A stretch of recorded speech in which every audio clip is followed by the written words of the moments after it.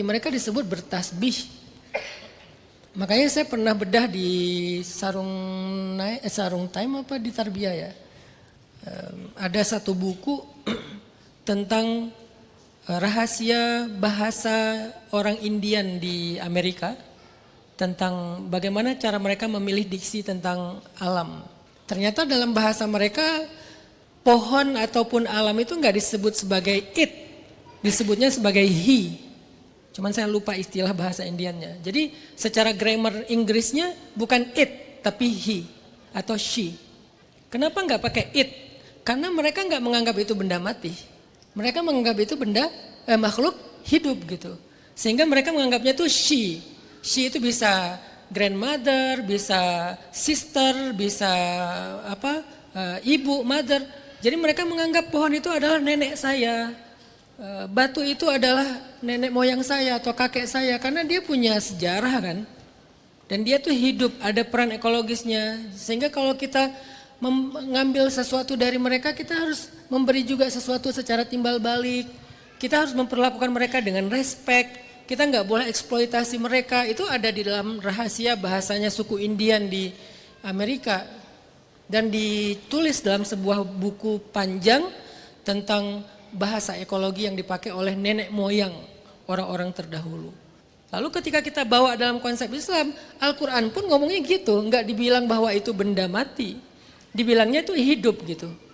Sehingga ada bahasa-bahasa, bahkan mereka tuh ya, orang Indian itu kalau ngomongin tentang alam itu pakainya tuh verb gitu, jarang pakai noun, mereka pakainya kata kerja, nggak pakai kata benda atau kata sifat oke lah, kata benda enggak, kata kerja pakainya. Dan dalam Al-Quran pun pakai kata kerja. Yusabbihu lahu ma fis samawati wa ma fil ardh. Bertasbih kepada Allah apa yang di langit dan apa yang di bumi. Berarti kan Al-Quran itu menjelaskan gitu. Yang kemudian tanpa ada benang merah entah gimana caranya dipakai sama orang yang bahkan gak ngerti Al-Quran, gak ngerti agama. Tapi mereka tafakur. Kita yang baca Quran gak tafakur. Akhirnya ada missing link gitu antara kita dengan alam. Kita menganggapnya sebagai benda aja. Apa rasanya kalian ketemu orang dengan ketemu pohon? Kalau beda ya berarti kalian masih menganggap pohon itu benda gitu. Tapi kalau kalian ketemu pohon rasanya kayak ketemu orang, udah benar tuh. Dan itu gak akan muncul rasanya sampai kalian tafakur yang dalam. Muncullah sebuah kesadaran yang kuat yang dikenal dengan istilah ulul albab.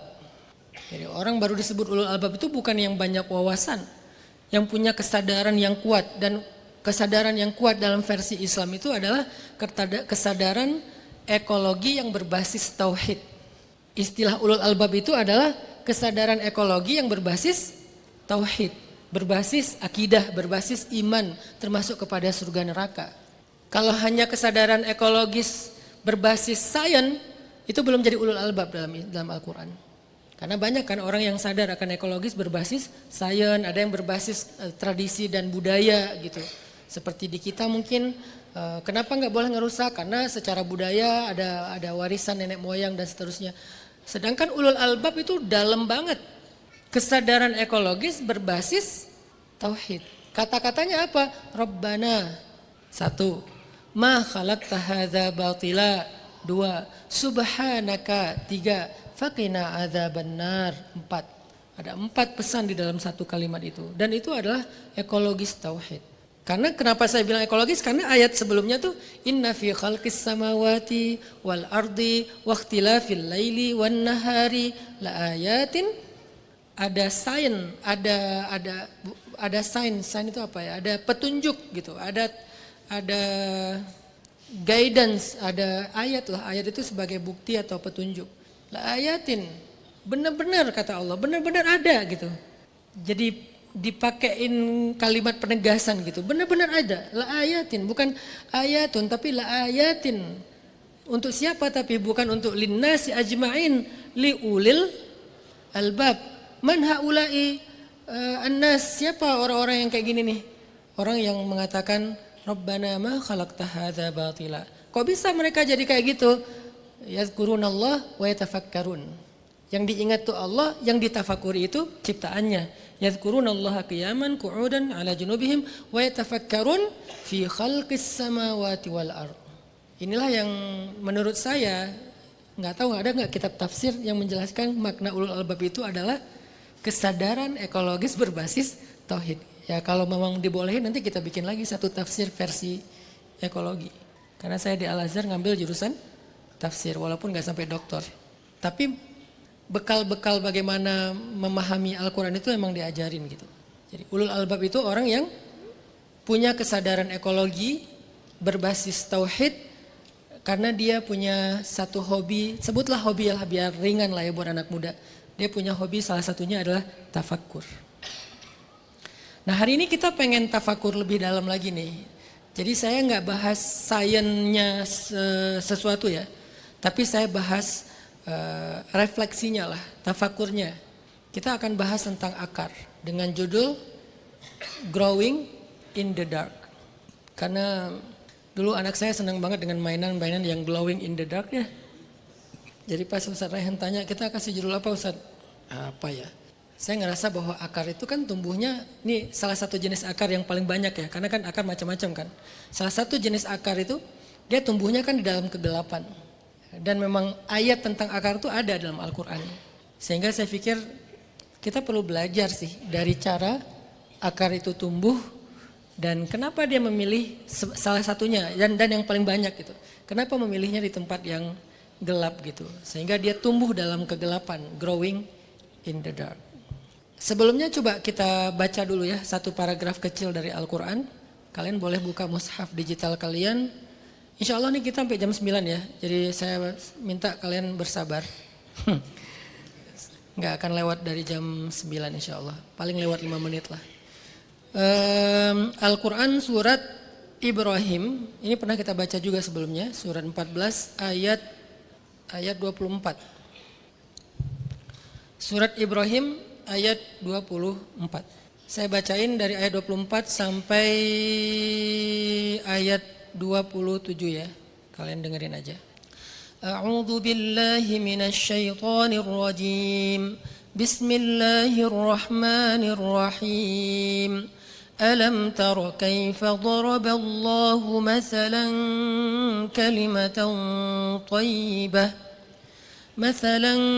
كلمة طيبة كشجرة طيبة أصلها ثابت وفرعها في السماء تؤتي أكلها كل حين بإذن ربها ويضرب الله الأمثال للناس لعلهم يتذكرون ومثل كلمة خبيثة كشجرة خبيثة اجتثت من فوق الأرض ما لها من قرار. Gitu ya, bukan misalkan kan. Misal, cuman takutnya keselak lah, terlalu ribet. Mathalan, perumpamaan, analogi. Jadi Allah tuh ngajak kita berpikir, kan analogi itu kan bahan berpikir kan. Dan dalam Al-Quran itu dia ada 5 metode cara menyampaikan sebuah berita. Salah satunya selain kisah, ada yang namanya mathal atau analogi. Kalimatan thayyibah, ucapan yang baik itu, atau sebagian besar ulama mengatakan ini kalimat tauhid, la ilaha illallah, atau kalimat iman, itu tuh kayak syajaratin thayyibah. Nah ini nih unik nih. Allah sendiri pengen kita tuh memahami tentang akidah dengan ekologi.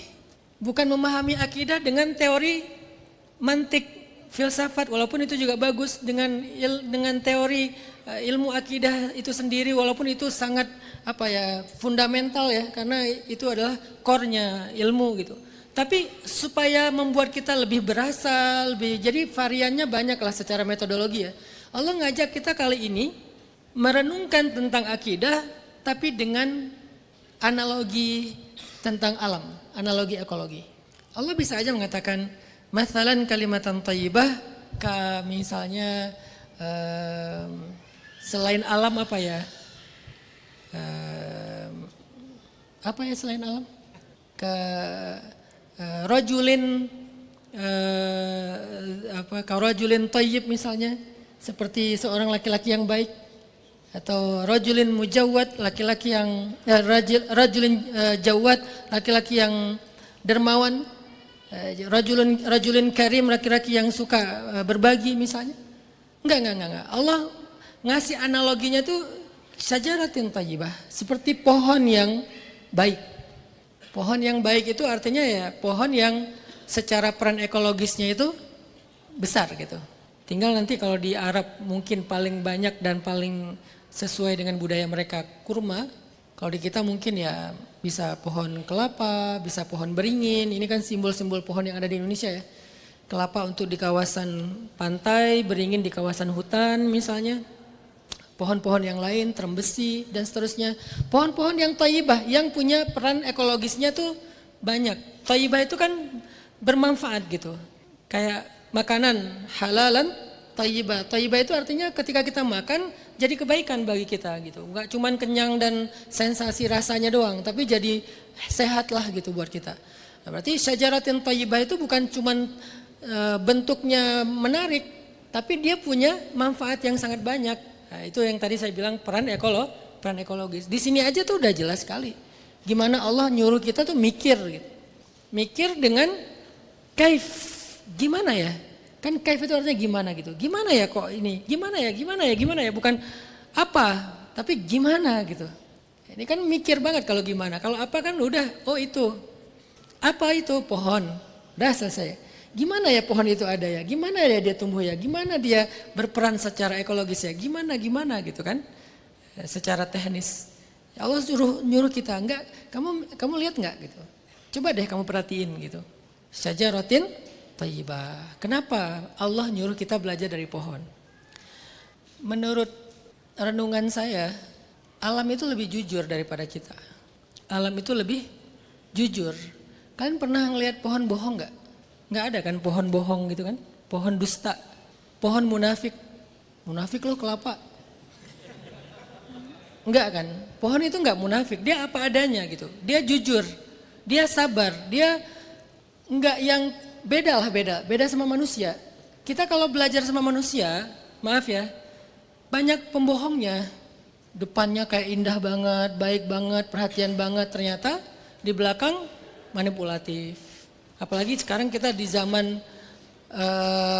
namanya zaman fitnah. Zaman fitnah ini artinya banyak orang-orang yang susah dipercaya. Yang kita kenal dengan love bombing lah, NPD lah, manipulasi lah, playing victim lah gitu kan. Kita kan playing victim banget. Kita yang ngerusak ekosistem satu pohon, terus kita bilang pohon ini ngerusak pagar. Coba siapa yang playing victim? Kita kan? Padahal pohon itu lebih duluan ada daripada kita loh. Kita datang bikin rumah, bikin pagar, terus pas pohonnya membesar, dan membesarnya pun untuk manfaat kita dan semuanya yang ada sekitarnya, sehingga dia harus mencari jalan di bawah tanah, akar-akarnya tumbuh, terus pagar kita jadi retak, kita bilang ini pohon ngerusak pagar saya. Kan playing victim namanya. Padahal kamu yang bikin pagar di situ, justru kamu yang ngerusak tanah, kamu yang ngerusak tempat pohon itu. Walaupun ini bukan tentang boleh dan nggak boleh, tapi tentang sebuah kenyataan yang harus kita sadari gitu. Sehingga ketika kita bikin rumah yang mengganggu pohon, ya udah kita istighfar aja. Minta maaf sama pohon, walaupun tetap bikin rumah karena itu kebutuhan kan. Tapi jangan udahlah ngerusak, playing, itu namanya NPD. Saya cinta alam, saya anak cinta alam banget. Love bombing. Lalu bikin tuh bangunan-bangunan, manipulasi kan. Ini biar nyaman, biar ini segala macam. Ini pembangun paling tulus dan paling jujur. Apa yang kita pelajari? Intinya dari akar kemudian jadi batang, jadi dahan, jadi daun, jadi buah. Jadi akar ngurut gitu. Ternyata pertumbuhannya itu berawal dari akar. Dan semua kita tahu. Tapi pernah nggak kita renungkan ternyata sebelum dia menjadi pohon yang besar, sebelum dia menjadi pohon yang produktif setiap musim, dia tuh terlebih dulu tumbuh dalam kegelapan yang kita kenal dengan akar. Lalu kalau kita nanti baca ayat berikutnya, sedangkan pohon yang buruk, wa mathalu kalimatin khabithatin kasyajaratin khabithah, Sedangkan pohon yang khabithah, pohon yang buruk, artinya pohon yang buruk itu bukan pohon yang banyak duri ya, maaf ya. Karena duri bukan buruk, walaupun nyakitin. Tapi duri bukan keburukan. Jadi jangan ngeliat pohon duri dengan kayak ngeliat orang jahat gitu. Pas ini pohon. Jangan. Lebih jahat kita lah pokoknya. Alam udah lah, nggak ada salahnya dia. Dia fitrah banget kan, sunnatullah banget gitu. Walaupun duri itu menyakitkan. Tapi pohon yang buruk itu bukan pohon yang berduri. Pohon yang buruk itu bukan pohon yang nimpa kita. Pohon yang buruk itu bukan pohon yang mungkin rontok daun-daunnya karena musim dan segala macam. Enggak. Pohon yang buruk itu justru kata Allah, ujtussat min fawqil ard. Pohon yang sudah tercabut akarnya sampai ke atas bumi. Ternyata pohon yang buruk itu adalah pohon yang akarnya rusak, yang enggak punya akar. Walaupun batangnya besar, walaupun mungkin cabangnya banyak, begitu akarnya rusak, maka langsung dia roboh dan menjadi bangkai. Walaupun secara ekologis nanti tetap ada manfaatnya, karena kan itu sampah organik ya. Akan dimanfaatkan oleh ekosistemnya atau makhluk yang ada di situ. Tapi maksudnya secara pohonnya, dia udah nggak punya fungsi kayak tadi lagi. Fungsi oksigen, fungsi air, fungsi mineral, fungsi ini, fungsi itu kan dia udah nggak punya fungsi itu lagi gitu. Walaupun tetap dia bermanfaat sebagai bangkai. Sehingga kata Allah, ciri pohon yang buruk adalah pohon yang akarnya udah tercabut. Kenapa sih Allah nyuruh kita merenungkan pohon ini? Allah pengen kita belajar dari cara pohon tumbuh. Karena pohon yang baik itu manfaatnya banyak, semua senang dengan adanya dia. Apa rahasianya? Dia harus kuat akarnya. Dan akar itu gimana cara dia kuat? Harus tumbuh dalam kegelapan. Sehingga kita sebagai manusia yang belajar dari pohon jadi guru kita. Salah satu ilmu yang diajarkan pohon itu adalah kalau kalian pengen jadi orang yang impactful, kalau kalian pengen jadi orang yang bermanfaat, kalau kalian pengen sukses, kalau kalian pengen bahagia, kalau kalian pengen menikmati hidup, kalau kalian pengen jadi orang yang yang keren gitu, coba periksa dulu tentang akar kalian. Dan akar itu di mana? Di dalam tempat yang tersembunyi, di dalam tempat yang gelap, yaitu di sini. Ini dulu yang harus kalian tumbuhkan. Growing in the dark. Atau juga bisa dimaknai kita tuh kalau mau jadi orang benar tuh perbaiki dulu diri kita dalam kegelapan, dalam kesendirian, bukan dalam keramaian. Orang yang baik dalam keramaian itu cenderung munafik. Orang yang mukmin sejati yang jujur itu adalah sama dalam keramaian dengan kesendirian. Sama sholat berjamaah dengan sholat sendiri. Kalau di sholat berjamaahnya bacanya Al-Baqarah sendiri Al-Ikhlas, ini kayaknya walaupun nggak semua gitu ya, tapi maksudnya kalau udah jadi kayak kemalasan gitu ya, giliran sendiri bacanya pendek-pendek, giliran rame-rame bacanya panjang-panjang gitu. Berarti kan perlu dipertanyakan, kenapa beda gitu? Karena kata para ulama wa'az, ulama yang banyak memberi nasihat itu, ciri-cirinya ya lihat aja kamu ketika dalam keramaian.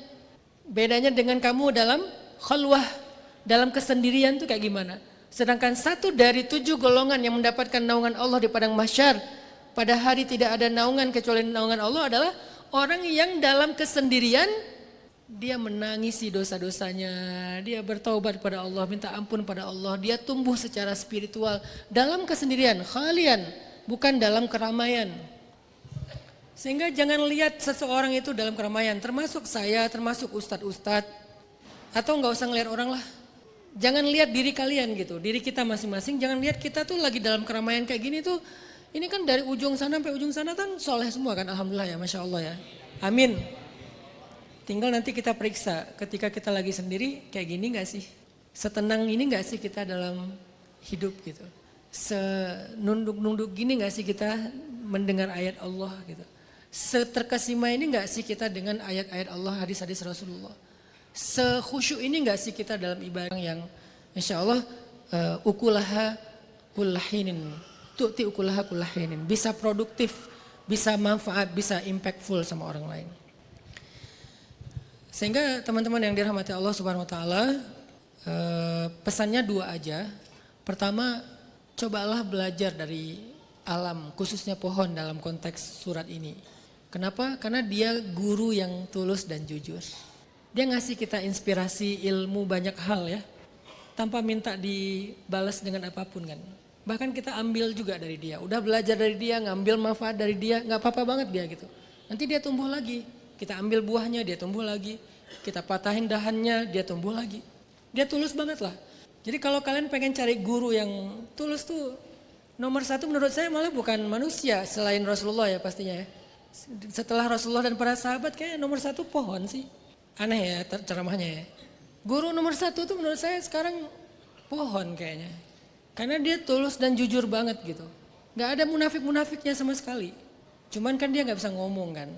Makanya tafakur, bukan tahadus atau muhadatsah, bukan dialog gitu, bukan hiwar, tapi tafakur. Belajarlah dari pohon.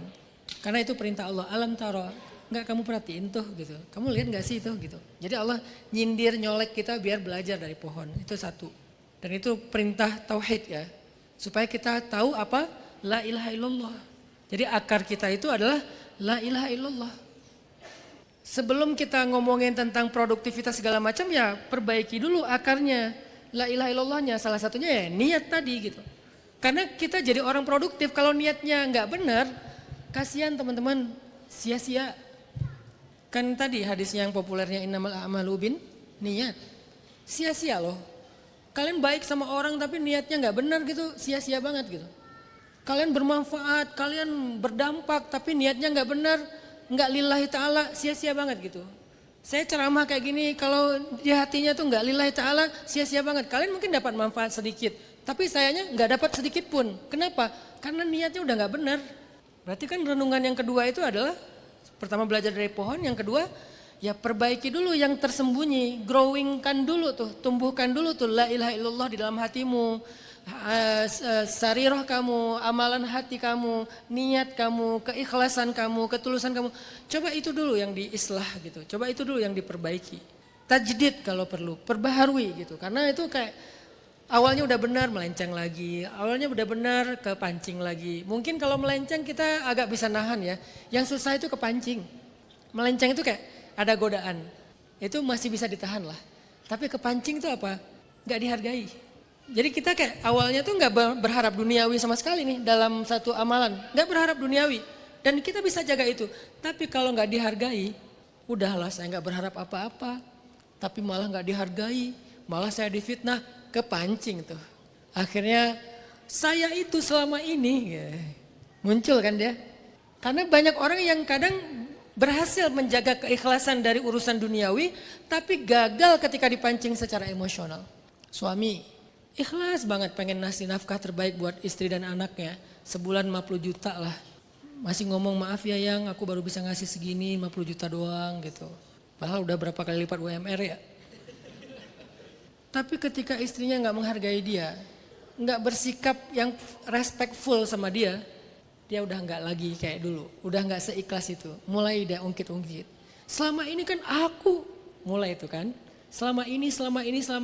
Jadi bukan dia minta dibalas, tapi dia tuh minta dihargain. Dia nggak butuh dunia, dia nggak butuh dikasih nafkah. Kan cowok gitu kan, kita kan nggak minta nafkah kan. Semoga kita semua sama ya. Jadi nggak ada, cowok jangan minta nafkah lah. Walaupun istri kadang lebih kaya dari kalian, atau lebih sukses secara finansial dari kalian jangan berharap dari mereka lah. Mungkin dari situ muncul istilah harta suami, harta istri, harta istri, harta. Walaupun itu bukan hadis ya. Ya udahlah kita memang gak berharap kan dan kita biasa dengan itu. Kita gak berharap sedikit pun dari istri kita.